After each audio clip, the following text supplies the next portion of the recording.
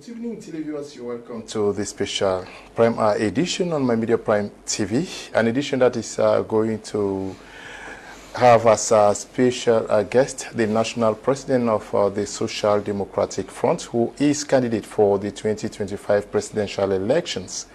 This evening, he's going to share his vision, priorities for Cameroon. He's going to tell us what he will be doing to bring peace, especially in the conflict-stricken regions of the Northwest and Southwest. Also, how he's going to bring employment, especially with what is happening in the digital hub in Boya called Silicon Mountain, as well as what he intends to do for women, amongst others. We know many of you have been waiting for this interview. We are very sorry for the late start. However, Honorable Joshua Osih is in the studio with me. We are glad to have you on Prime Hour this evening, Honorable. Thank you, and a warm greeting to all your viewers, and thank you for having me.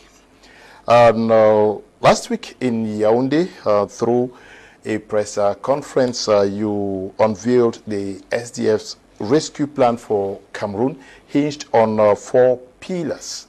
Yes, the first question I'm asking is rescue Cameroon from what? Well, from collapse. Okay. We are at the verge of collapse. This country no longer holds together. And today, people are unable, well, most heads of families and mothers are unable to find a decent sleep at night because they don't know what their children will do tomorrow. People are afraid of their kids or they themselves getting sick because it's just a nightmare to believe that you'll have an illness and you'll need that much money to come out of it. Education has become something of a hazard. You don't really know where to send your kids to school or what orientation to give. And when you spend your entire life trying to bring up your kids because you want them to have a better life than what you had, you find out that today or nowadays you have households where you have 4 to 5 generations living in the same household, and just one person has a job and is feeding all the rest. And that can no longer continue.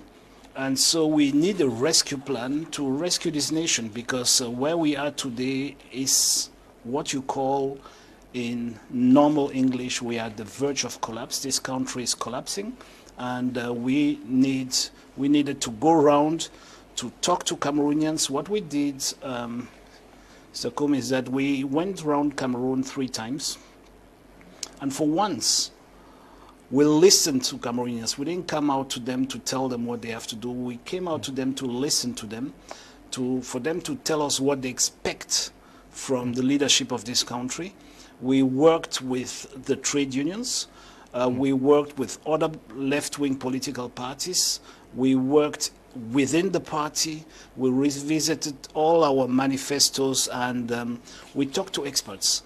And at the end of that entire exercise, we came out and said, what this country really needs is a rescue plan. And that's the plan I want to put in place after the 12th of October election. Okay, I want us to start by focusing on what is happening in the Northwest and Southwest regions of Cameroon. The conflict in these regions remains one of the country's greatest tragedies. Millions are affected, many displaced, and violence continues to some extent. And you see, within the first 100 days, you have a special plan to get things fixed. Well, that is, we have a 5-axis approach to what we're proposing to Cameroonians. And the second point in that 5-axis approach is to end the violence in the Northwest and the Southwest within the first 100 days, which is a bit more than 3 months. Okay. And I always repeat this: no other political party knows the Northwest and Southwest better than the SDF. We have suffered the consequences of this crisis on both sides of the divide. We have suffered in the hands of the secessionists. We have suffered in the hands of the government. And so we are keen to bring an end to the violence. And one thing that we understood from day one and unfortunately many people took for granted, is that the two problems going on in Northwest and Southwest. One is that of the violence, and the other is that the political problem of the marginalization of the Anglo-Saxon community. And it is important to understand that no other political party has had that approach. To say, okay, on the one side, we stop the violence, and on the other side, we treat the political problem. Because those who tried to entertain any road towards peace very often believe that you need to solve the political problem in order for violence to cease. But we are saying the opposite. We're saying that we can talk to each other.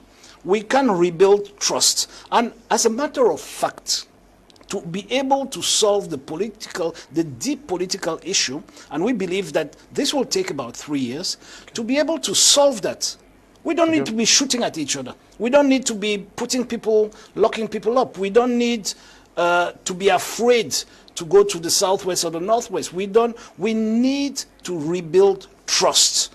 And that can only happen if we stop killing each other, if we stop kidnapping each other, if we stop putting each other into jail, and so on and so forth. And that's why we need a special plan. I do not want to come into details in it. In the program, some of the details have been put in. Some cannot, for obvious security reasons, be put on the table. But we are very certain that within 3 months, and even before, we can get to that point where violence ceases to exist in the Northwest and Southwest. And I will tell you, simple things have to be done. First of all, we need to liberate from day one on the thousands of young and even elderly Cameroonians of Northwest and Southwest extraction who are in prison today and who do not have blood on their hands. What are they doing in prison? If you want that violence to cease, you need to build trust. And to build trust, you need, as President of the Republic, to show that good face. Say, this is the direction we're taking. Okay, Mr. Biya was very happy with what is going on. I mean, we can see it. He has entertained it for the past 8 to 9 years now. We're going to the 9th year. We are coming to stop it. And to start with, we want to talk to all. And we'll not be talking to people behind the bars. So, if it is evident that you are in prison because they found a message on your phone or because you were locked up for one reason or the other, you need to come out. We need to talk to you. We need to put the leaders of the secession who are in prison in a condition just like the apartheid regime did with Nelson Mandela and his friends who were in Robben Island. We need to put them in a condition where the President of the Republic can come and sit with them and talk to them.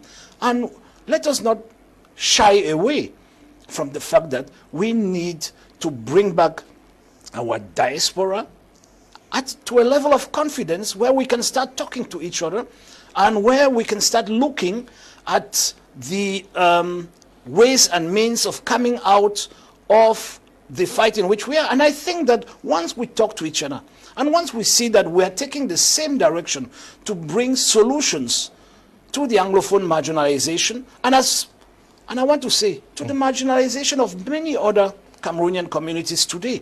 Once we are going towards that direction, which we want to see happening during a 3-year period, that confidence, that level of confidence, and the fact that we're holding that very important and difficult conversation will, of course, allow us to get to nonviolence.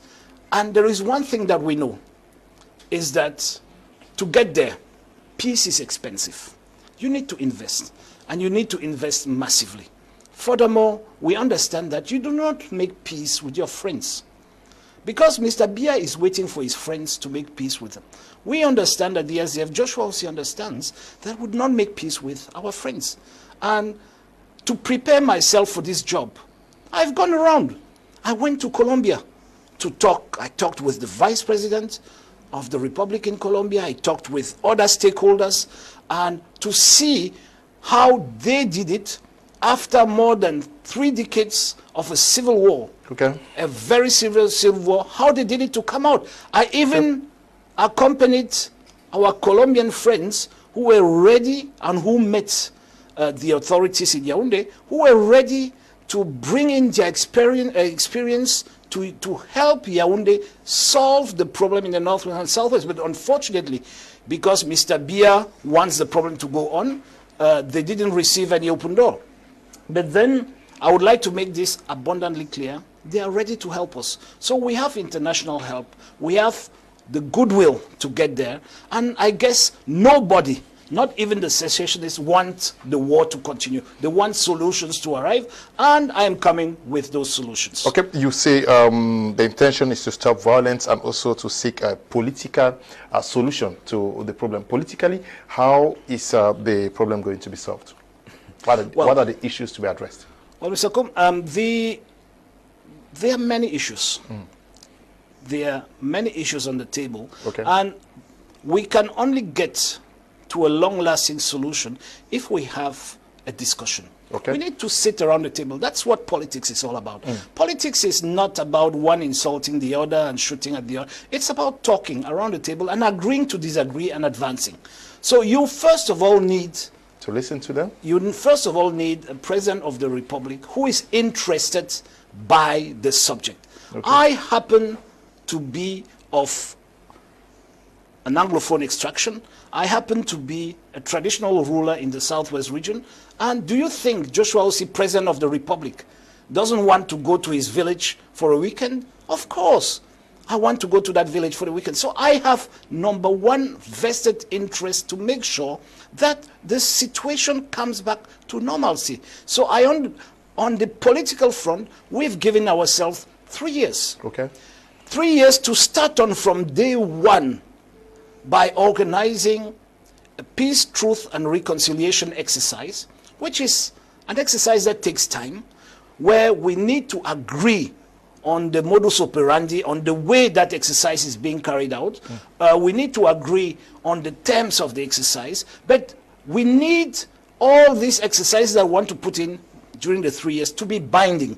Okay. Not like the major national, the grand major national dialogue where nothing was binding. Not like the tripartite exercise where nothing was binding. They need to be binding so that when people take their time to travel and discuss with each other, the resolutions they come on to are binding for the state. That is what we want to do. So after the peace, truth, and reconciliation, we will need to have a national conversation to discuss about the future of our country, so that each and every Cameroonian in every nook and cranny of this country can come up with the orientation they want to give this country.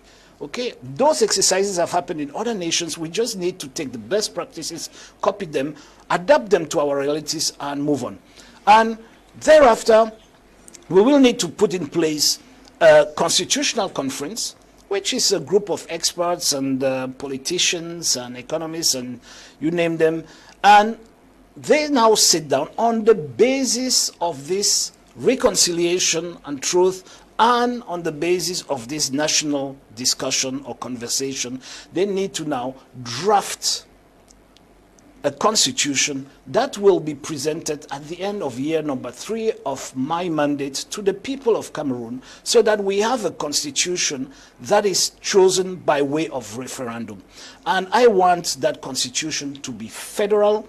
I want a federal form of the state because I want to give power back to the people, and I want that constitution to be semi-parliamentary. And then after that, we will have 4 years to be able to implement all the major, all the changes, institutional changes that will be brought about by that new constitution. And we can do it inside 6 months. But when we say 4 years, it's to take all the time to make sure that at the end of the mandate, okay, we have a perfectly functioning republic. That is what we're looking at. And I want to say this right at the beginning of your interview, that it is important to understand that we're going in, Joshua Osih is going in, and the SDF is going into this election to bring the power back to the people. Okay, many persons who read that we are going to be part of tonight's edition of the program are quick to ask that the Social Democratic Front has been at the parliament throughout this period, and you hail from the southwest region, you are an Anglophone, they want to see and know practically what the SDF has done so far. Well, that's a very vast question. In what matter? We've been working for 8 years, so yeah, what exactly do you want to know? With respect to the Anglophone crisis, what has the SDF done? We've done a lot. I don't need to remind you that we spend a lot of time, for instance, blocking the government bench from going on with business as usual if they don't bring on the table a discussion on the crisis going on in the Northwest and the Southwest. We started out by going to the Northwest and Southwest as parliamentary group and senators to go and meet the people and discuss with them. We held a rally in Bamenda and Buea. We came back, we discussed. We have been very proactive in Yaoundé on pushing the agenda for a solution to be found out. We would have to understand that it is the SDF that pushed in the finance bill the fact that projects that were supposed to be executed in the Northwest and Southwest and that could not be executed should not be foreclosed, that these projects should be carried forward, and that is a fact right now, although I know the state has most probably used the money to do other things. But the fact is that those budgetary allocations today still exist because some people fought for it in Parliament. And I think today, if the crisis in the Northwest and the Southwest, you have to understand that the CPDM regime has been doing everything possible to locate that crisis in 2 regions, make as if the rest of Cameroon can live without any problem, with the crisis being located in those 2 regions and blocked in those 2 regions, and it doesn't affect the rest of Cameroon. And thanks to the few SDF members of parliament, this is not the case, because we brought the debate mainstream and we obliged the government to understand that when one council in Cameroon is suffering, the entire nation is suffering. If now 2 regions are suffering, it means that the entire sub-region is suffering. And we were able to demonstrate that the budgetary problems the country has, the lack of funding, the lack of, it's a direct consequence of the crisis in the Northwest and Southwest. If investors do not come, an investor sitting in London, or sitting in New York, or sitting in Australia, or even sitting next door in Lagos, doesn't make a difference between Douala, where you and I are sitting today, and Bamenda. For him, it's Cameroon. And so if there is a war in Bamenda, there is a war in Cameroon. So I cannot come and invest in a country where there is a war. And thanks to our advocacy in Parliament, this was brought center stage. And after 4 to 5 years, government started acknowledging that that problem is a national problem. It didn't happen by the goodwill of no, c'est bon. S'il vous plaît. It didn't happen by the goodwill of the state. It happened because an opposition was present and knew what they had to do. Okay. That opposition has been there. But how do you intend to engage in campaigns in these regions? Well, we wish. That is why we're going into this election. We're going into this election because, I mean, our DNA flows in those 2 regions, and we wish, we know that today the situation is such that votes obtained in the Northwest and Southwest will have a lot of difficulty to overturn the votes in the 8 other regions, but we wish to be with our brothers and sisters. We wish to be a national party. We're not going to this election concentrating on 8 regions. We're going into this election for 10 regions. And we were born in the Northwest. That's the reason why I went to Bamenda and I walked 3 kilometers in Bamenda to drop my candidacy file in Bamenda. It was a clear sign that I was showing that we are together. So it is my wish. I will not, under any circumstances, try to go and risk the lives of those with me. So I will not push anybody to be with me if the circumstances do not grant us to be there. I will not go and campaign under the protection of the army, because that is not what I'm looking forward to. And so if we can go there, and we are planning to go there, we will. But we will not go there at the price of the lives of people coming with me and even at the price of my life. For me personally, I'm a candidate, so I can go at the price of my life, but I do not wish my driver to lose his life or any other person accompanying me. So we will see. But again, I'm very clear with this. Our campaign needs to be launched in the Northwest and the Southwest, and we move from there to get the rest of the country into this new era, into a federal dispensation, into a semi-parliamentary dispensation, and finally bring about the Second Republic in this country. Too many people have died because they were expecting this Second Republic.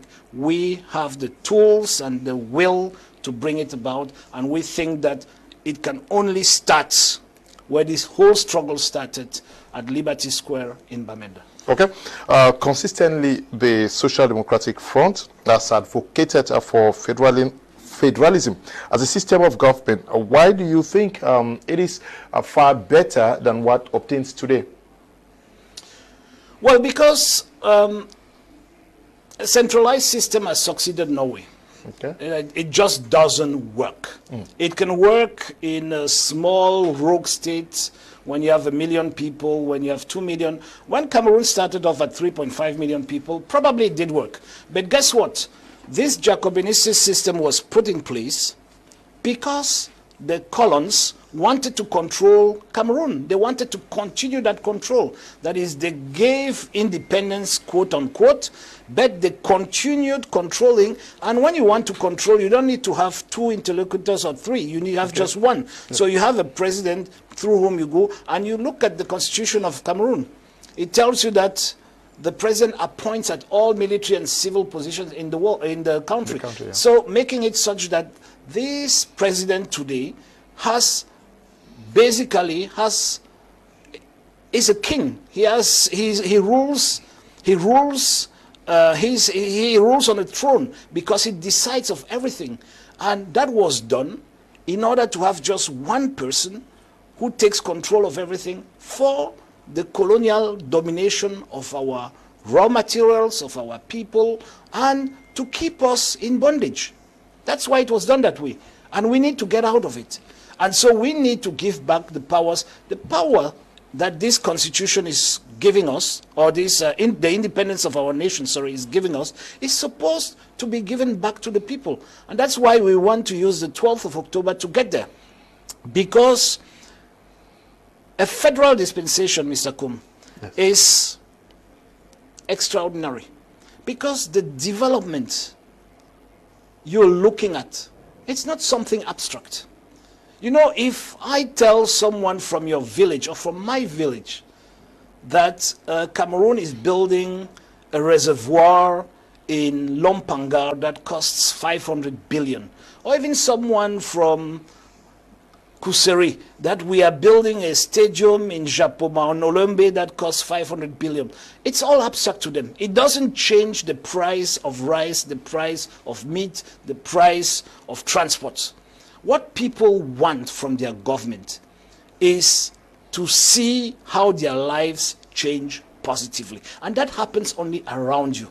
And that is why a federal dispensation is so important, because it provides that administration, that it brings that development towards the people where they are at the base.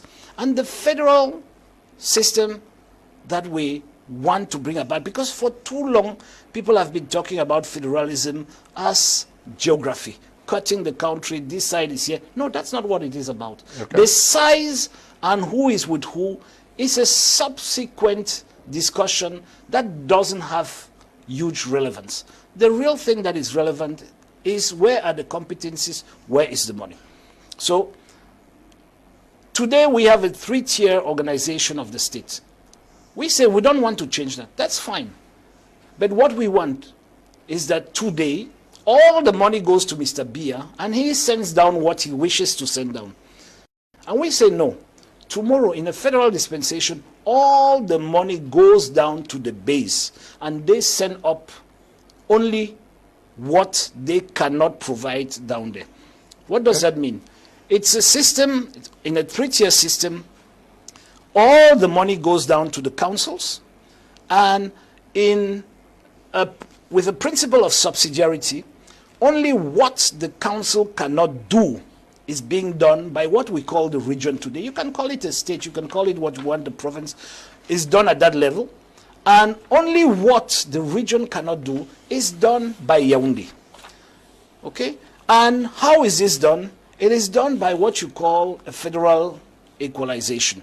That is, it's a formula that is embedded in the law that the president cannot come and change, or the mayor cannot come and change, where we understand that on this, based on the size of your council or the region, based on the population, based on your developmental needs, based on all the parameters we agree on, you receive a chunk of the budget in order to provide services to the Cameroonian population living in your council area or your region. Okay, Mr. Chairman, some persons are skeptical about this. What are the guarantees that you are going to put in place so that this does not lead to these secessionist tendencies? Because that is what some persons fear.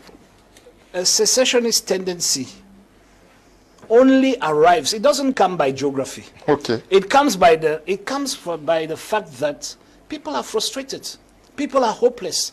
And so people genuinely believe that cutting away from the problem will solve the problem. But now when you no longer have that problem, because you are yourself responsible for your development, where will you be going to? So it makes it binds you even stronger with the rest of the nation. Because the rest of the nation is no longer your problem, the rest of the nation becomes your opportunity. And we are a very diverse people. And this diversity is our biggest strength. So we need to bring up our diversity, and you can only make it happen in one way: when you give the people the means to control their destiny. So it is the opposite that is happening. Today, people feel frustrated. I am frustrated. That's why I'm running for president, because I feel that this country deserves much better.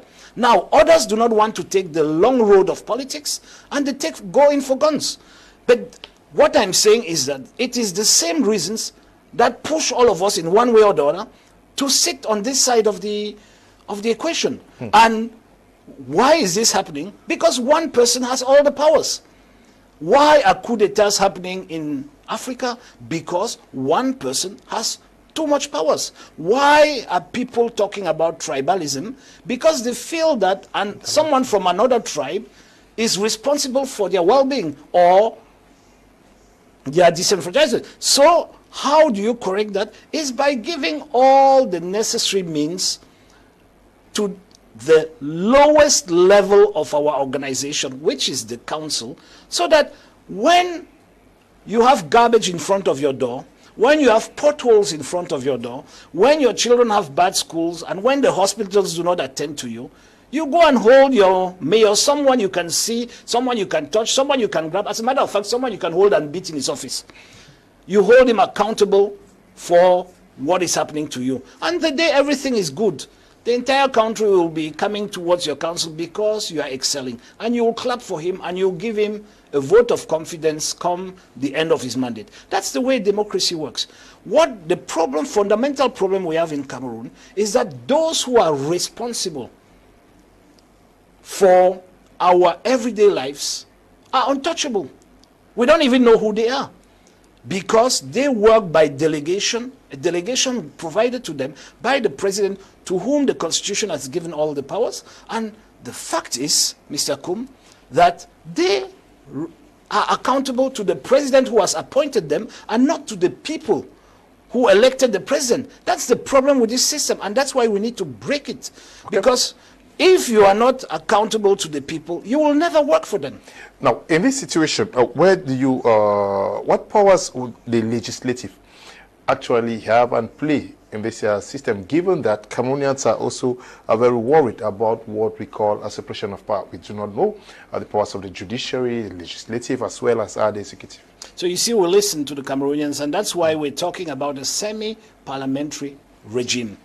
The form of a state being federal, and for that to work perfectly, for the separation of powers to be fully in place, we need a semi-parliamentary regime. What does this mean?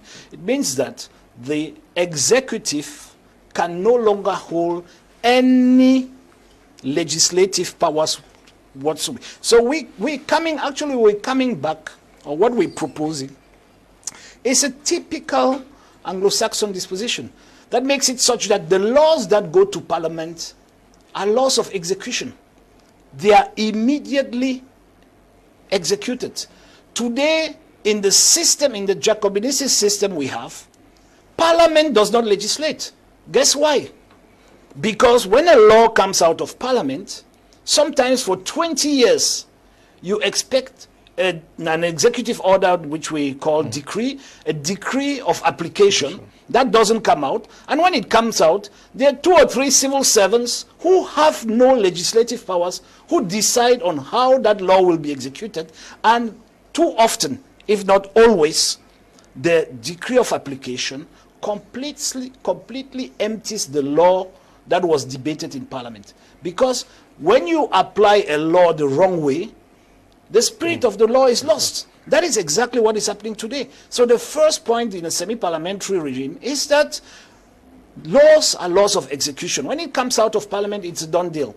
So there is no discussion anywhere in any office with any civil servant any longer. Secondly, the major decisions of the executive must be scrutinized and validated by Parliament. So you cannot just wake up one morning and start building stadia for 2,000 billion. If you want to do that, you come to Parliament and engage the responsibility of the people of Cameroon, because only Parliament represents the people of Cameroon. That is why it is so important. If you want to appoint a prime minister, you appoint him and he presents himself in front of Parliament, and Parliament gives him the necessary investiture to go and form his government. The government then comes in front of Parliament and each and every minister is scrutinized, so that we make sure that we have the right people at the right positions. And if you want to name and appoint an ambassador, a director general in a parastatal, they all come to Parliament in the various committees and they are scrutinized, and only Parliament can give you a quotas to go. And those people need to come back in front of Parliament at least once a year, ideally in the months of June, 6 months before the budgetary debates, to come and justify what they have done with the money of the Cameroonian people in front of Parliament. Because what happens today is that you have a prime minister who elusively comes in front of Parliament and talks about the macro things, and nobody really looks at what matters for the Cameroonian people. So these people need to come and present themselves in front of Parliament and tell the Cameroonian people through Parliament what they have done with the money of Cameroonians and where they are going through, what their track record is, etc. Today, you and I sitting here, probably you a bit more than me because I am a member of Parliament, you have no clue on one simple issue, that in the past 10 years, no parastatal company, with the exception of 2, has made money. So we today have, as a state of Cameroon, Mr. Biya is the worst shareholder in the world, because he has 87 companies that lose money every year. Okay? But we have no way to hold him accountable because we don't have a contact. We have a hyper-presidential system in place, and that does not permit us to hold the people who really matter accountable. That is why what is happening with Sonara can happen as it's happening today. Because the only person we can catch is the Prime Minister, who even knows less than I do on what is going on in Sonara. Nothing against him, but that's the reality. Because they keep him away from the loop. So that is what needs to change. And that's why a semi-parliamentary regime is very important. The judiciary needs to have the independence it is to do. Today we have no judiciary in Cameroon. You can say what you want. The judiciary, the National Judiciary is not meeting. Today, members of the judiciary are accountable to the person appointing them, who is the executive. So they are not accountable to the people. But we need a judiciary that is accountable to the people. We need to see our courts functioning. And that's why we say, for instance, at the level of the courts, the presidents need to be elected by their peers, so that when you are a good judge, they elect you to preside over their destiny. And you will see that the courts will start functioning, because they don't have to give to be accountable to Yaoundé, but they will be accountable to the people who need justice, to the people with whom they live. And when our courts function correctly, when the justice functions, the country functions. So we need to make sure that those three powers are completely separated, which is not the case in the Constitution of today. That's why we need a 3-year debate on it, a 3-year discussion. I, Joshua Osih, do not want to impose all of this. I want it to be an inclusive discussion, and that we agree on it by way of a referendum, so that it has the legitimacy such that everybody agrees. Today we have a constitution that came in by law in 96. Nobody agrees with it because a few people sat together and decided on it and imposed it on 30 million Cameroonians. That's not the way a country functions. We need a social contract, and a social contract is a contract. It means that you have the two sides in a contract. A contract with one signature is not valid. Okay. Honorable, we are also talking in an age, especially a nation, where we have so many broken roads. Cameroonians see the resources we have, but also think that there are institutions that are existing that are wasteful, that actually do not serve the interests of Cameroonians. Are there some of these institutions that you think are supposed to be taken out? And how are these, who are those to man these regions? Are they going to be appointed or elected?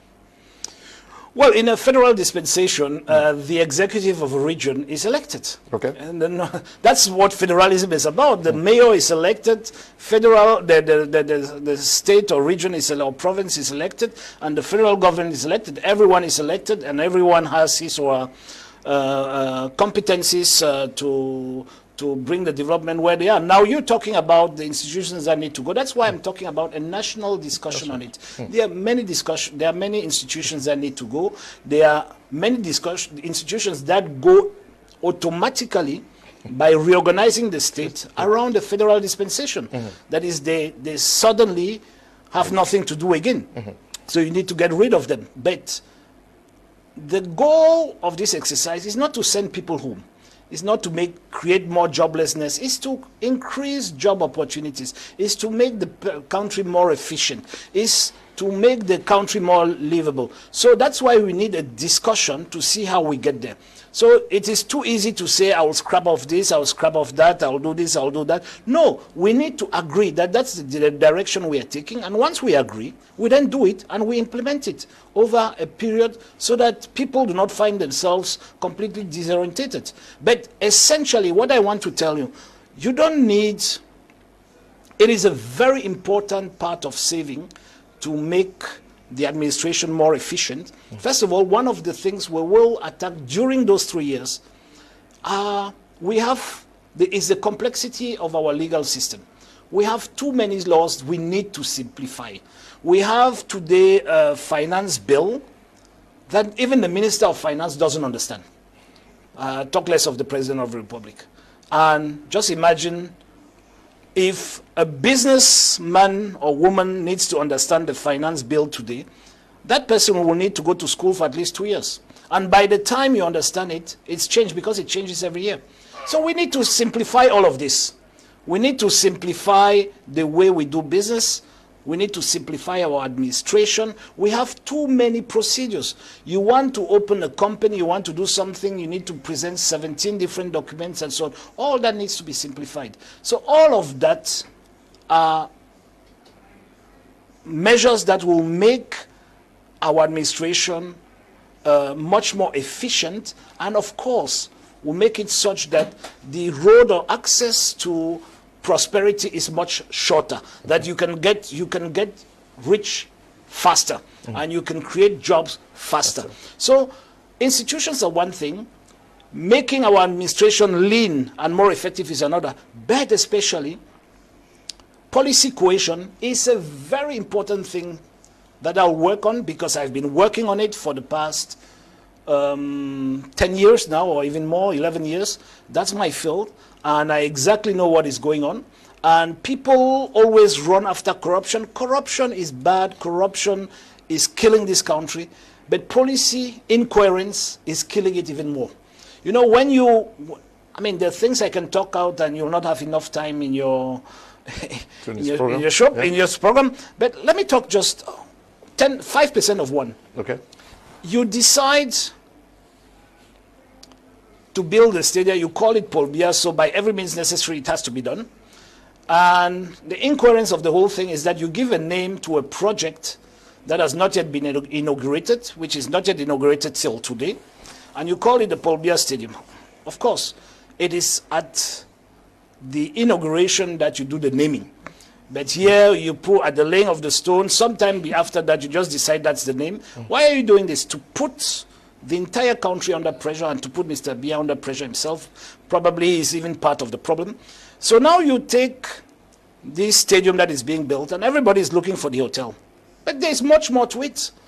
You start building a stadium and then for various reasons, some of which are designed on purpose in order to make money and others coming from the incompetence of the people in Yaoundé, you end up saying that you cannot finalize the stadium before the African Nations Cup starts.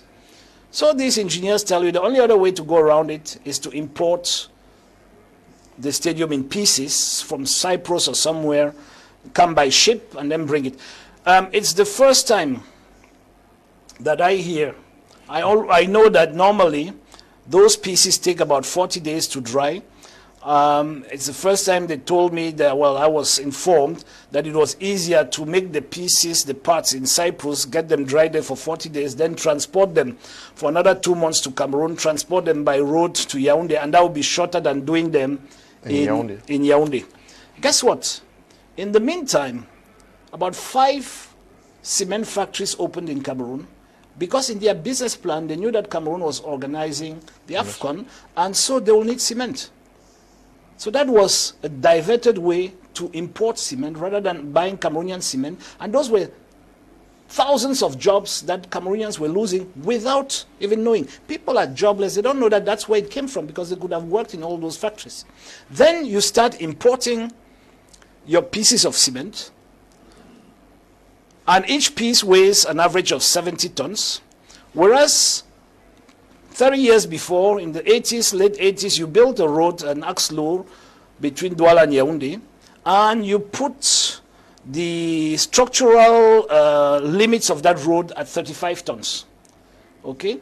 And now you start transporting 70 to 100 tons per truck. And after 3 months, all your culverts collapse. Because of course the culverts were made for 30 tons and you're pressing with 100 tons. So all your culverts, the whole, and everybody says, what happened? In 3 months the road disappeared. Okay? And it even got so bad that one culvert completely disappeared one morning and the road got cut, and the then Minister of Transport decided in a very good move to push passengers onto the rail. Only the rail system was not ready for that challenge, and unfortunately 100 Cameroonians died, or nearly 100 Cameroonians died. Those are all the consequences of the incoherence of those public policies. Okay? And now you need the road between Douala and Yaoundé for the AFCON, and you start fixing it. Hundreds of billions go out to fix, to patch, as you say in Pidgin, the road. Okay? So you have about 200 billion that is thrown out of the window because we need the road between Douala and Yaoundé. Okay?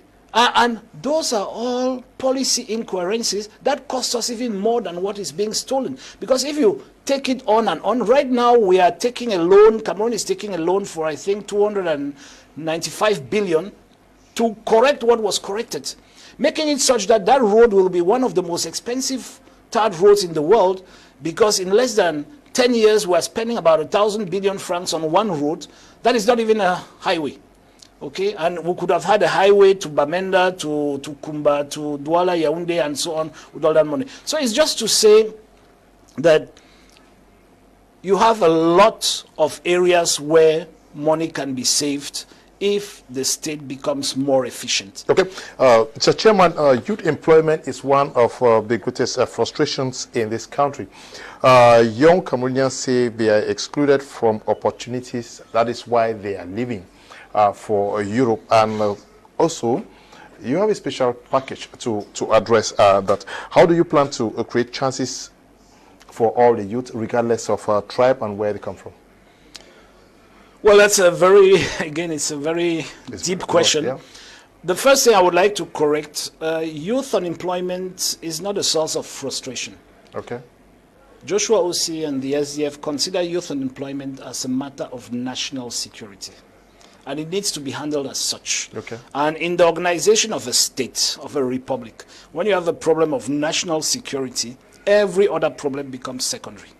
And that is why you need to treat it as a problem of national security, because I happen to be probably the only politician, except the actual Minister of Defense, who went there just after me, who went to the far north at the beginning of Boko Haram to touch the realities of what was happening. And I thought, with the help of the armed forces, they were so excited to see a politician who wanted to come and see what is really happening, because I understood that the narrative that was coming from there was false. Remember all what they told us about Boko Haram at the beginning. So I had to go there for myself. 2014. I came back with one point that caught up to me in the northwest and southwest again. Okay. 100% of the young people who are part of Boko Haram and 100% of the young people who are part of the Amazonian forces, or let me call all of them non-state armed groups, are recruited in hopelessness and joblessness. So as long as you think that youth unemployment is a social issue, the country is going towards collapse. You need to stop it and say youth unemployment is today a matter of national security, because that is where those people are recruited. That is where the grand banditry is recruited. That is where they all come from. And you need to arrest it. So you need to have very bold measures that you take to relaunch your economy in order to create the jobs for our country. But guess what? We're in a system where Mr. Bia tells us that we're an agricultural country, whereas our farmers are struggling to make ends meet. You cannot be an agricultural country where the people who make that country, being an agricultural country, cannot live from it. You cannot say that our biggest asset is our youth, whereas the number one objective, as a recent survey showed it, of 84% of the youth, is to leave this country. So you need to work on that, and you need to create the environment for those jobs to exist. And it is not just a question of throwing in money. It's a question of regulating the space. It's a question of training the young people towards the jobs of today and tomorrow, which are no longer the jobs we had yesterday. It is a question of putting priorities. We have a government, because of its illegitimacy, they try what is called in economy to do an equilibrated development. It doesn't work. When you want jobs in a country, what you do, Mr. Kum, is to push where we are good, okay? And to push it as far as possible. That's how Cote d'Ivoire did it with cocoa. That's how Angola did it with oil and gas. That's how it works. That's how South Africa did it with mining and tourism. You take your advantages and you excel with them and you employ as many people as possible. We have lots of opportunities. One of the biggest employer potential for Cameroon is tourism.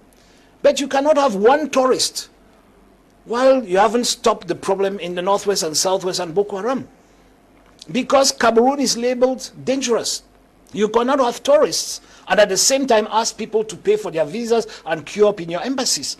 You need to decide. If you want tourists to come with foreign currency and give millions of jobs, the potential, according to the Ministry of Tourism, of job opportunities from tourism in Cameroon, the full potential is around 3 million jobs. But let us say we do just 1/3 of it, 1 million jobs. It will change everything tomorrow morning. But that cannot happen when at the same time you tax 120,000 francs on each ticket for people coming to Cameroon because you want to pay the champagne of civil servants. It cannot happen when you have one of the most expensive visas in the world. It cannot even happen when you request people who can come and spend money in your country to ask for a visa before coming. It cannot happen when you cut off 6 million Cameroonians of the diaspora from your country, because that's your first source of tourism. So where do you get those jobs? You cannot be talking about fighting joblessness when you do not reform our agricultural sector, because that is what we have. We have nothing more than that. And where do you create the jobs? Is, Mr. Kum, by transformation. You need to industrialize. You need to bring in factories. You need, instead of buying four-wheel drive cars for our sous-prefets, you need to spend that money in bringing in factories. You need to transform. The other day I was sitting with young people in Mayo-Danai in the far north, and they asked me, but how will you do it? I asked them, what do you produce? They say, well, we produce in this village probably about 90 to 100 tons of cotton. I say, how much do you sell the cotton for? 175 CFA a kilo. I said, but how much did your t-shirt cost? The guy told me, well, I bought it for 2,000. I said, but that t-shirt is not even 200 grams. I think it's the strongest t-shirt you have is 220 grams. So I think your t-shirt should be around 160 grams. So take it for what it is. You can make about 5 t-shirts of 150 CFA of cotton. So what you have to understand, my dear friend, is that the money is not in 1 year's labor on the farm. The money is in 1 day's labor in the factory. And as long as we do not transform, and it's the same thing for our cocoa. When I see the government of Cameroon parading, knocking the chest, proud that cocoa prices have come up, cocoa prices that they don't control, that cocoa prices have come up to 7,000 CFA a kilo. I'm a cocoa producer, I'm happy about it. You understand? But it beats my understanding that those who are supposed to give us a direction and a vision are happy for raw material prices. What they don't tell Cameroonians is that a kilogram of processed cocoa is around 40 to 60 to 70, 80,000 CFA. And you process a kilogram of cocoa in 1 hour. So you work for 1 year for today 3,000 francs per kilogram. And another guy somewhere in Europe works for 1 hour and makes 50,000 of it. And you are happy. That's not the way you bring jobs. You need to add value to what you produce, and at every level, at the level of services, at the level of communities, and so on and so forth. We talk about transforming our timber. Mr. Kum, we don't transform our timber. We have no real laws in Cameroon for local content. I've been fighting for it in Parliament. I'm the one who brought this government to introduce local content in the budgetary orientation debate, and later on it got into the finance bill through our advocacy for youth, because we did a very good job to show the Cameroonian government that young Cameroonians are aware about the potential of transforming what we have.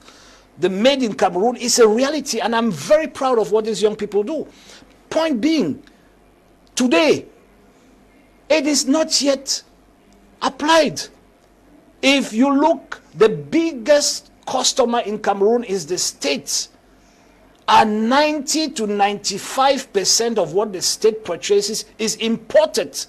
Today, the balance of payments of Cameroon, okay, which is a measure that compares what you sell abroad and what you import, is 3,000 billion negative, Mr. Kum. It means that we are bankrupt. And we're not bankrupt because we don't work, because we don't wake up in the morning. We're bankrupt because we take the wrong measures. And that's why we need to rescue Cameroon. Because imagine where this nation would be if you just had a regulation that Joshua Osih can take from day one, that state procurement is, first of all, national.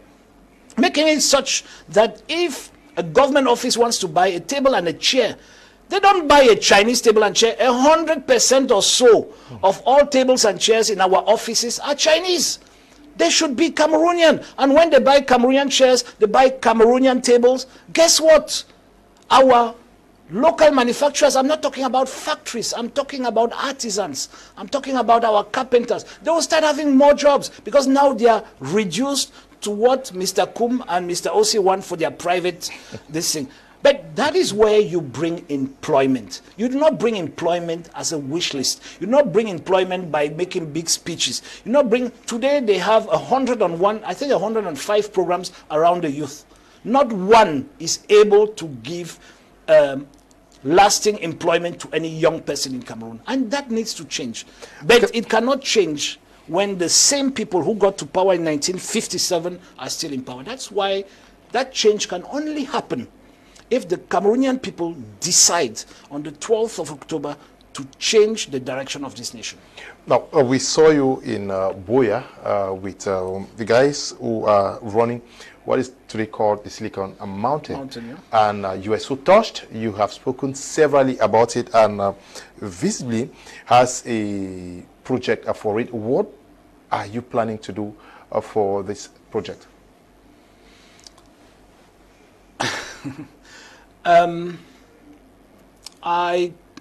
I don't want the President of the Republic, neither do I want the MP that I am, to intervene with what Silicon Mountain is today, because it's an ecosystem, and it can only thrive as such. So it's not something that I wish to go and seize and show an orientation. They're much smarter than I am, and what they're doing things that are amazing, and they need to receive the entire support of the government. In everything that we're doing and we've said that we'll do, one thing very important that you have to note, Mr. Kum, is that what I want, what Joshua Osih wants with the Silicon Mountain, first of all, is that they need to receive the full attention of the head of state and the government of Cameroon, the full attention, because that is Cameroon's tomorrow. And what the President of the Republic needs to do, first of all, is to make sure that that ecosystem can thrive in such a way that you can multiply it in other places of Cameroon. Okay? And the role of government, the role of the head of state, the role that will be that of Joshua Osih, is to allow talent meet opportunity. They are talent. I need to provide the opportunity for them to thrive. That is what needs to happen. And how does that happen? Of course, by listening to them, putting their difficulties on the table, and tackling those difficulties one after the other. Tomorrow's world will be digital. If we want to be a digital nation, we need to make sure that in the shortest time possible, we give broadband access to all Cameroonians, and we give dedicated broadband access to those hubs like the Silicon Mountain, and we make sure, when I say broadband, we can say 5G, you can say what you want, it can be coaxial or so on, but I remain on broadband. It should be common. It should be commonplace. And this government today makes money. And by the way, there is a lot of theft in it, but that's a whole different chapter that I don't want to open here. But they make money on connectivity. Whereas when you want the digital space to thrive, you don't make money on connectivity. You make money on the services that connectivity offers you. You make money by the simple fact that people have access to broadband, fast internet, and so they can work, they can be competitive the world over. And from the work they now do, they can pay the taxes, their fair due of tax, that can make you compensate the investment that you've put in that connectivity. So you don't do it the other way around, because we do the same thing with the land title and everything. Cameroon government, they only see themselves as a toll gate. They don't understand that people need to work, generate money, and then pay their fair due of tax and move on. So they want you to pay upfront. That's what they're doing with the internet. And now, for instance, with the digital space, and which is a huge provider. The last time I talked to a specialist, he told me that they have in excess of 300,000 job capacities on the market today for the Central African region that could be grabbed up by Cameroon, because Cameroon has that potential. But what we need are coders, what we need. So we need to change our curriculum to train the people of the jobs of tomorrow. You know, I had to stop the former Minister of Secondary Education, may so rest in peace, because I realized in one parliamentary debate that we're still providing money for stenotyping in our technical schools. I said, who still does that? Today you have speech, voice recognition, speech to type, and who still does that? Why are we sending so many people to school, whereas this job will no longer exist in 2-3 years? Today, Mr. Kum, thousands of young Cameroonians are going to school in technical colleges to come out as auto mechanics. Whereas we all know, even people who do not have a car know that the end of the thermal energy is tomorrow. In Europe, it's 2035. 2035 is tomorrow. So we are training future people. I mean, we're training young people with skills that will be useless in less than 9 years. By the time they come out of school, it will be useless in 7 years. So that is where a government acts. That is where a government creates the opportunity and allows that talent to meet that opportunity for the country to strive. And that is what I will do. And the digital space alone in Cameroon, if harnessed correctly, if everything is put into place, can provide in the next 5 years at least 1 million jobs. At least 1 million jobs. And guess what? Most of these jobs are not to work at CDC or to work at My Media Prime. Most of these jobs are freelance jobs. You work, your customers are in India, they're in America, they're in California, they're in Finland, they're all over the world. You earn foreign currencies. So it is an export job that makes the entire economy strive. If you see today the way Buea looks like, it's also thanks to the Silicon Mountain, because they've been contributing a lot to the economy of that city. But finally, if you want it to work, then come back to what I'm saying. Who is the biggest customer in Cameroon today? It's the state. Yes. And what does the state do? What one thing has the state procured from the Silicon Mountain? Nothing. The only thing this government has done to them was cutting them off from the internet for 1 year. They've never done any other thing for them. They will come there, visit them, make big talk and disappear. But if you want them to thrive, show the example. Today, we have an ID card system that was bought in some third world country in Europe with some third world engineers that make billions of CFA using most probably technology that was developed in Buea, bought from Buea to Albania, wherever, and then came back here. Everything the state of Cameroon wants to do today in matters of IT, in matters of digital, Mr. Kum, can be done by those young guys. There is not one challenge that they're not up to. Okay? They have never received that opportunity. And we go and spend billions of the taxpayers' money for solutions that don't even work, whereas these young people can give us those solutions, make those billions, create big companies, so that in 10 years we also have a Microsoft, we also have an NVDA, we also have all those companies in Cameroon. But it cannot work if you do not believe in them. And I know them, I have seen them, I've listened to them, and I believe in them. You believe in them? We have an issue of the diaspora. You said some minutes ago that a study shows that almost every Cameroonian wants to leave the country, and they're not there because they love young Cameroonians. Young Cameroonians, yes. But do you also have a plan to attract their return to Cameroon? You know, home is home. Yeah.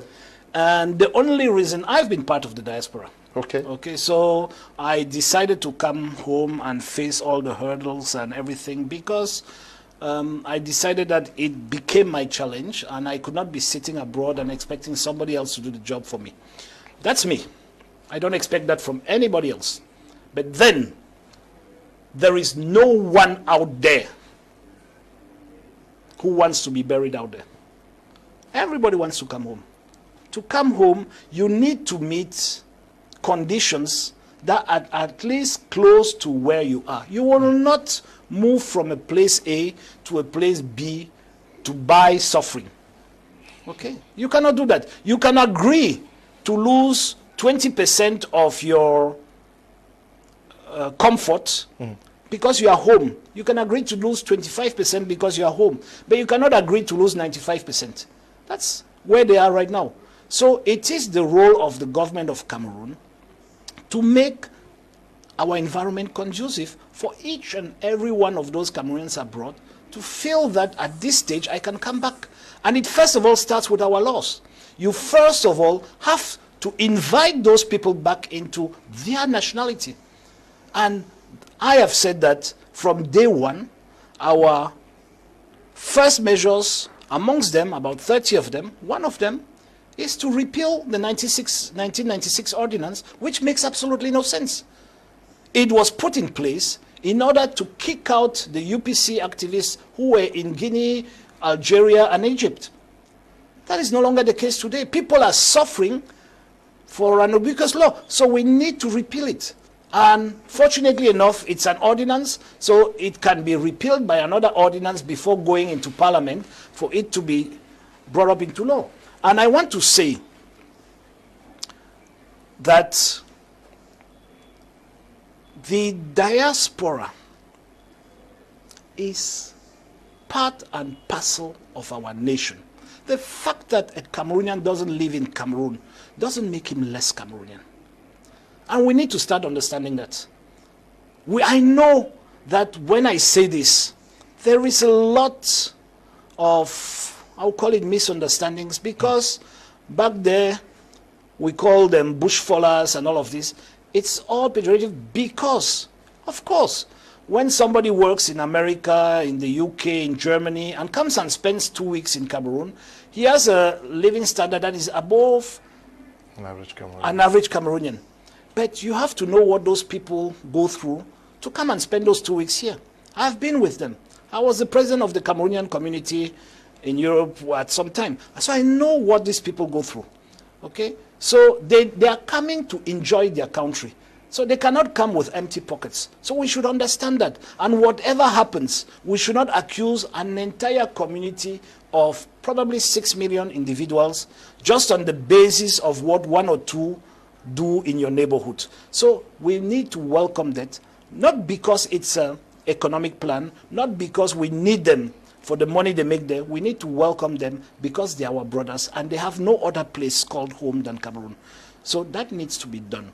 We need to make all what we want to do in our program is to make this country more conducive, to make it such that you can thrive. And it's not only for you and me, it's for all the Cameroonians, even those living abroad. No, we also see very difficult a relationship between the public and private sector in Cameroon. Thriving in the private sector, I'm sure you operate in the private sector, you understand what it takes. What is in the package by the Social Democratic Front to get those who venture into businesses in the private sector to get full returns and really want to do business in Cameroon? Because that is also going to influence the capacity of investors out of Cameroon to want to come and do business in Cameroon. Well, it's a holistic approach that you need to put. It's not just one. You know, you can have the best laws in place. You can have a tax-free haven. If you have the war in the northwest Southwest, nobody will come. Okay, so it's a package. You need to fight on every front. But the first thing that you need to do is you need to simplify your processes and simplify your laws. You cannot be one of the poorest countries in the world and you have the most complicated laws that nobody even understands in your country. You need to simplify processes and laws. You need to make it such that it is conducive for the private sector to invest. The government should not be the main employer in the country. The government should do everything to make sure that the private sector is bringing in the added value in the economy. And so, first of all, the government needs to disengage from competing with the private sector. The government needs to understand the role of the private sector, and this understanding shouldn't only be at the organizational level, it also has to be with individuals and the way these individuals are recruited. Today, the interface between the private sector and government is unfortunately ENAM. And 0% of those who go into ENAM have private sector experience. So they don't even understand. They just take the private sector for milk and honey. They can go and, for a cow, they can go and milk, and a beehive, they can go and get their honey from. And that's it. They don't understand that the country lives because this private sector exists. And they need to nurture them, accompany them. The state has been doing some small, and by the way, from time to time, some remarkable progress in that. But it's not because they want. It's because the IMF imposes it on them. It's because the World Bank imposes it on them. So, for instance, you cannot have a collaboration between the private sector and the state when the two do not speak the same language. And how do you correct that in a normal dispensation? Is that you only recruit into the services that regulate and control the private sector individuals who have private sector experience. And you'll see that everything changes. Right now what happens is that a young man goes to ENAM, and when he has made enough money left and right, he leaves the public service and then opens up, becomes a lawyer or goes into the private sector or becomes a consultant. No, it has to be the other way around. It has to be that if you want to be able to understand how to do a tax control, you need to prove that you have at least 2 or 3 years experience in the sector, and then you do a specialized school, so that when you come, you're talking to people, you understand what they're going through. Today, the private sector in Cameroon spends, of those who manage in the private sector like me, we spend 80% of our time doing firefighting. When you finish with the council workers in the morning, it is some police officer who says that you parked your car the wrong way. When you finish with them, they come and tell you that the guys from Eneo come and talk about your meter, then it is this, then it is that, then it is this. It is the whole day, you do nothing productive. Okay? You end up then, you have the labor inspectorate that will spend another day with you, and if you need authorizations, okay, the people come from Yaoundé every 3 weeks. They come and inspect you, you have to lodge them, you have to pay their transport, you have to feed them. Otherwise, the report they will give will close down your company tomorrow. And these people do not understand that these companies actually provide a living space for millions of Cameroonians. So that is what has to be changed fundamentally in that relationship. I can talk on and on because I am a victim of that system, but I'll leave it here because I see you have other questions for me. Yeah, I want us to talk about the place of the woman in your program. What specific policies are there in your program which are going to economically empower the women, especially those in rural communities?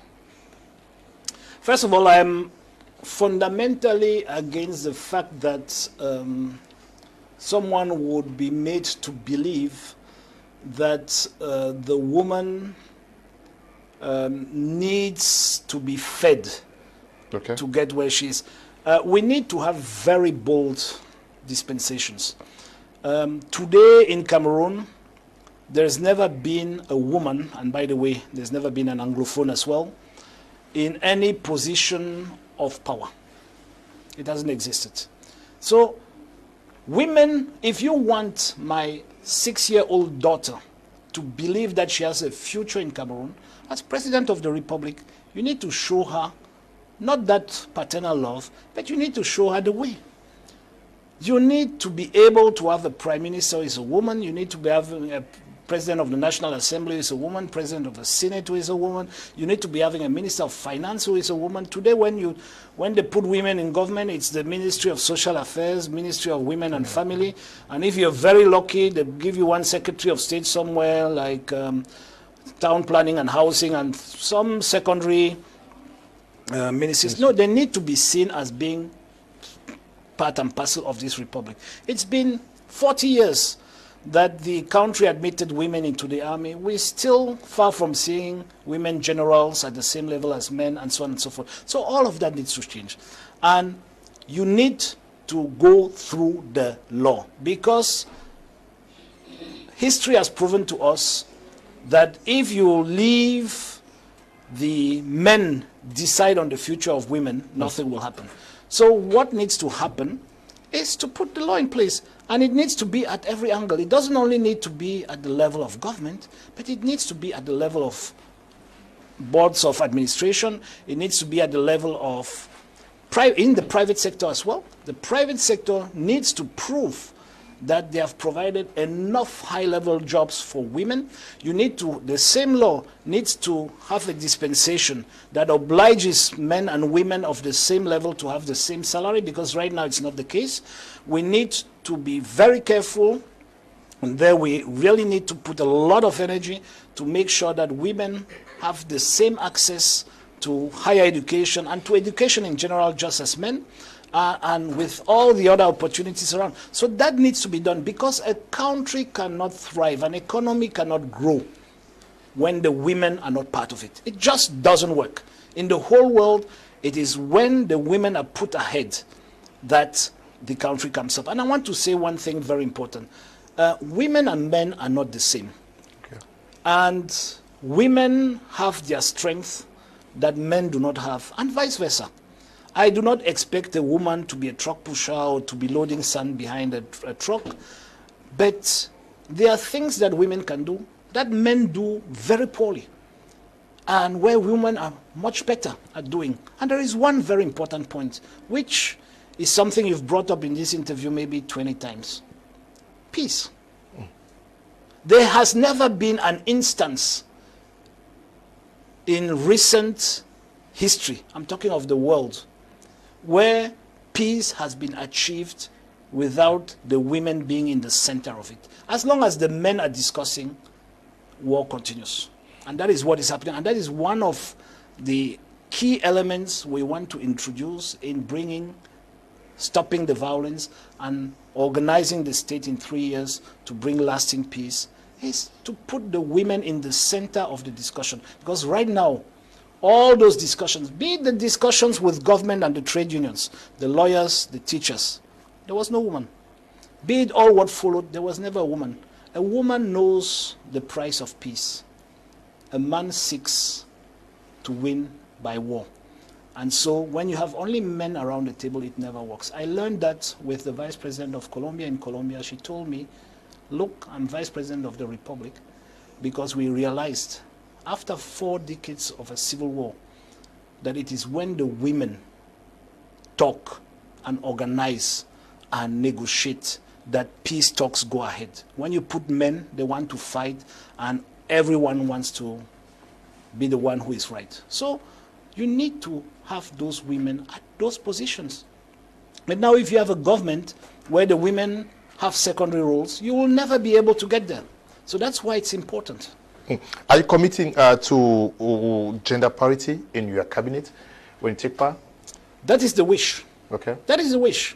I would be the happiest man if I can have gender parity and even go above gender parity. Why not? You don't need to be blocked at gender parity. But you will not put in a woman, and I started off with it, you will not put in a woman as Minister of Finance when she cannot count money, when she doesn't understand the international financial system, when she doesn't understand financial policy and so on. So the competence must be with the women. And I would like to tell you that I'm working with a lot of young, dynamic women who have all those competencies. So I'm very sure that in November you will have quite some very important women in government. Okay, now we are running up on tonight's edition. What is the message of hope you want to Cameroonians to take from this conversation? It is true, so many were looking up to a possible coalition of the opposition, a thing which never happened after what happened in Fumban and in Yaoundé. You were not part of it, but certainly Cameroonians are looking up with a lot of hope, especially given your experience This is not the first time going for these presidential elections. This is your second attempt. And you have been working so much at the level of Parliament. When we follow what you're saying, you were up north, the far north, to take first-hand information on what was happening with Boko Haram, still ongoing. That was 11 years ago, 12 years ago. Yeah. Yes, you have been in the northwest and the southwest regions, even in the difficult conditions in which people live there. Recently, you were there when the market got burnt, the unfortunately. Market. Yes, yeah. But certainly you want Cameroonians to sleep this night with a message of hope. Well, I'll just want to say a little something, because you mentioned it. Yeah. Only Mr. Biya benefits from the debate on the coalition. Okay. Nobody else. There's never been an instance where candidates decide not to go for an election and to come together. Okay? In 1992, because that's the benchmark, all those who rallied behind Nijon Funde rallied behind him to become the candidate. They did not withdraw from the race to rally behind him. Okay? And let me make this abundantly clear. We have a good number of political parties who have rallied behind my candidacy before I became a candidate. We have the Cameroon Labour Movement, which is made up of nearly 80% of the trade union confederations of Cameroon. So it's the biggest trade union movement that we have. It's rallied behind my candidature. And every day we're receiving new political parties and organizations, civil society organizations who want to support. That's the way it works. Now, when we went for this election, we went through an extraordinary convention. That extraordinary convention chose me as a candidate of the Social Democratic Front to go and beat the incumbent Mr. Biya. At that time, at the beginning of 2025, many of the candidates who today are standing against Biya were with him, were part of his majority. And so I was sent to beat Mr. Biya with all those people with him. Now it beats my understanding that Mr. Biya has become more fragile because his majority is disintegrating, and everybody says the person to beat is the incumbent. That is my only opponent, and I fully agree with all those who say that. But it beats my understanding that suddenly people believe that because his majority has disintegrated, he is stronger. No, that's not the case. When your majority disintegrates, you become weaker. If tomorrow the trade union confederations decide not to support me again and support another candidate, automatically I become weaker, not stronger. It is not at that time that people will say, okay, let's unite to beat Mr. Joshua Osih. I am in this race against an incumbent who has moved this country to the verge of collapse. We want to rescue this country, and we will get there with or without a larger organization. We will get there and we'll win this election to put him aside. That is why I'm in this race. And that is why I repeat, because many people say you are against a coalition. I say, no, I am for what? When you ask somebody who is a candidate to relinquish his candidacy to come and support you, then you are simply fooling the voters or the population. Because that has never happened before and will not happen. When somebody gives up, it is completely different. It's because he understands that he will not have up to 5 votes. When you go home and your wife tells you, I will not vote for you. You enter your car, a driver tells you, I will not vote for you. What do? You give up. And what does somebody who gives up bring to you? Nothing. Okay? So we need to concentrate on the objective. And here I want to make this abundantly clear. To beat the incumbent, you need to be a political party present on the field. The SDF is present. You need to be able to man all the polling stations in the Republic. The last time we had 25,000. This time we expect about 30,000. We're ready for that. The SDF has been working for 2 years to make that a reality. It takes 2 years, okay, to man all the polling stations in this republic with people who are alive and who will fight on the day of election. Everything I've said here, I say it with confidence because I know that when Kum will go and vote, our boys and our women will defend that vote to the end. It is the most important element in our electoral code. And any person who cannot help you man the polling stations is wasting your time. So that is what you need. You need to be you need to man the polling stations. You need to be on the field countrywide. That's where the SDF is. And it took us 2 to 3 years to get this far. So when people come 3 months before the election, we cannot believe that you can do something that we had a lot of difficulties doing in such a few times, because what the law says, Mr. Kum, it's important to understand, is that you need to be registered in a polling station to be a polling agent in that polling station, making it such that we needed to change people from polling station to polling station to make sure that we man all those 30,000 polling stations. Guess what? Today, we are manning about 22,000, 23,000. We are not even at 30,000 because Elecam hasn't given us the new polling stations yet. So it's only when we get them that will complete. And that's why we recruited 90,000 polling agents to get there. It is serious business to become president of the republic, to win a presidential election. Not something that you just wake up one morning and you decide, I want to be president, and it happens.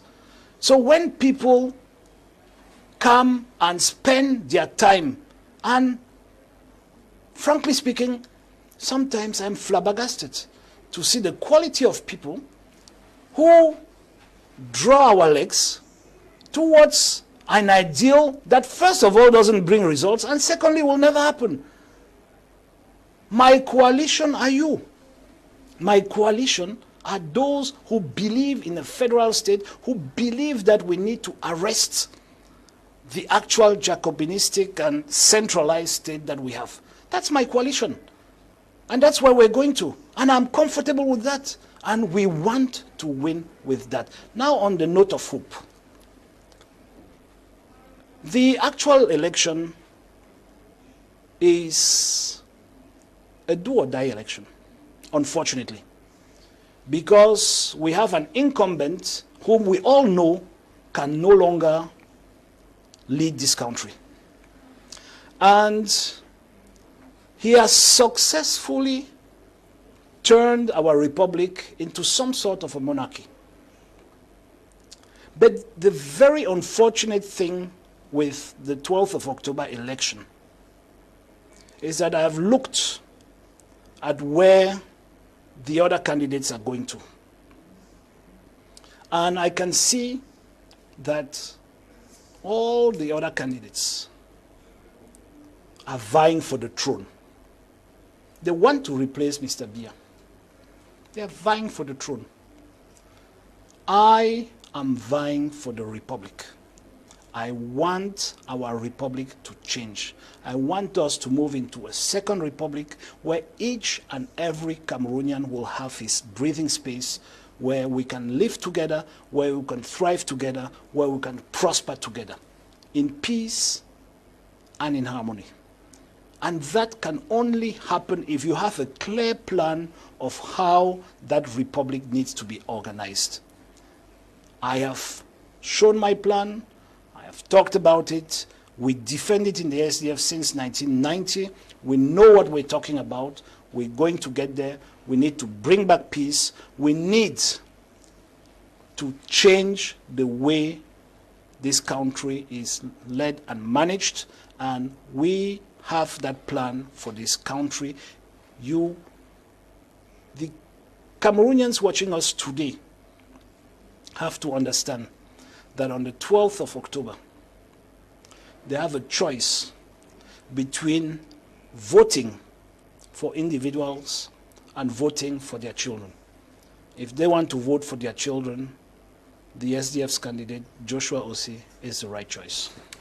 Thank you very much, Honorable Joshua Osih, National President of the Social Democratic Front and candidate for the 2025 presidential elections. We are very glad, honored to have had you this evening. Well, I am also honored to have been with you today. And I look forward to be in this very studio as President of the Republic. I know you've never received the President of the Republic, and that will change after the 12th of October.